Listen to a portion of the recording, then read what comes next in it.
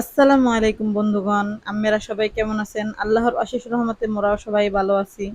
তো দেখতে দেখতে কোরবানির ঈদ চলে গেছে। এই কোরবানির ঈদ মানেই ব্যস্ততা, এর লেগে এই ব্যস্ততার দিনে কোনো ভিডিও করার তো সুযোগ পাই নাই, ভিডিও ছাড়ারও সুযোগ পাই নাই, কারণ কোরবানির ঈদ মানেই ব্যস্ততা। এই ব্যস্ততা সবার ঘরেই থাকে। যে কোরবানি দেয় হের ঘরেও থাকে, যে কোরবানি না দেয় হের ঘরেও কম বেশি ব্যস্ততা থাকে। গরুর গোস্ত লইয়া গুছাইয়া গেছে থুইতে যেমনি হেমনে দিন সবারই কেটে যায়, কিন্তু গরুর ঠ্যাং পাও ভুড়ি এই লওয়ার লগে মাথাটা খারাপ থাকে বেশি সবাই। তো মোর স্বামী এই ঠ্যাং গুলারে এই বেল পুড়রে পুড়রে হেয়ার পরে চাক্কু দিয়ে সুন্দর করে পরিষ্কার করে লইছে। রাইতের বাজে 2:30। মোরা স্বামী স্ত্রী এই লইয়া মিশনে আসি, কখন এটি পরিষ্কার করে হেয়ার পরে থুমু।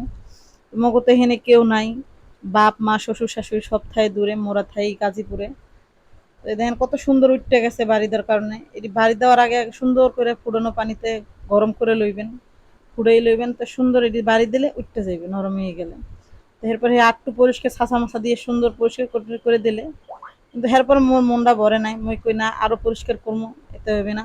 এই দেখেন বডিতে আবার সুন্দর করে এই যে আলু সেলার মতো করে ছিলে লইবেন, দেখবেন খুব সুন্দর হয়ে যেতে আছে পরিষ্কার, জানি খাওয়ার সময় কোনো আনইজি ফিল না হয়। দেখছেন কি সুন্দর হয়ে গেছে, একেবারে সাদা ফকফকা।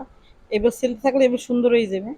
ঠ্যাং আরেকখান আনলে হেগুলো ইয়ার তুনো মুনো করার সময় পাইনি, কারণ রাত প্রায় শেষ পর্যায়ে।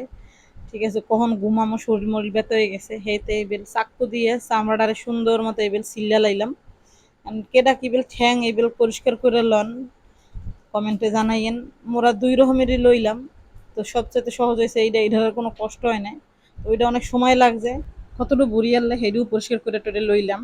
এই হলো মাথার চামড়া। মাথার চামড়া কেডা কেডা খাইছেন জীবনে জানাইয়েন, খাইতে জানবারই মজা লাগে।